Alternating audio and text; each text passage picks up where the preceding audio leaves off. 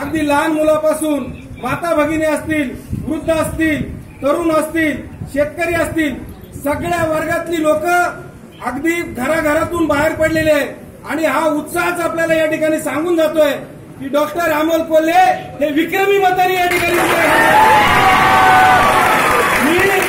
मी विरोधकांच्याच भाषेत सांगतो, पुरीसारख्या ठिकाणी जुन्नरचे आमदार शरद सोनवणे यांनी सांगितलं होतं की या विभागाचे खासदार नशीबवान आहेत की त्यांना तुल्यबळ उमेदवार मिळाला नाही आणि ज्या दिवशी त्यांना तुल्यबळ उमेदवार मिळेल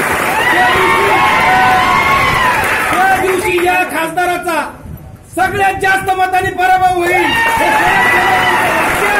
आज या ठिकाणी मला खऱ्या अर्थानं खरं होताना दिसतंय आणि हे त्यांच्याच आमदारांनी सांगितलं होतं. बांधवांनो, हा प्रचंड उत्साह याच्यामुळे आहे. गेल्या 5 वर्षापासून आमच्यासारखी माणसं त्या ठिकाणी चळवळीमध्ये काम करतात.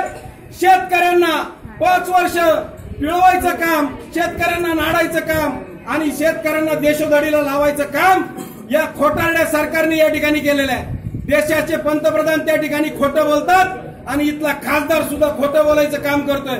जनता आता लोकांमध्ये प्रचंड रोष या ठिकाणी दिसून येतोय आणि याचं हे प्रतिबिंब आहे. आणि म्हणून मी सांगतो, मी अधिक काही बोलणार नाही, कारण पुढच्या गावामध्ये सुद्धा अशाच पद्धतीनं लोक त्या ठिकाणी थांबून आहेत. आपण आपला उत्साह हा 29 तारखेपर्यंत असाच टिकून ठेवा आणि विक्रमी मतांनी या निवडणुकीमध्ये डॉक्टर अमोल कोल्हे यांना विजयी करा, एवढंच आव्हान या ठिकाणी करतो आणि या ठिकाणी थांबतो. जय हिंद, जय शिवाजी.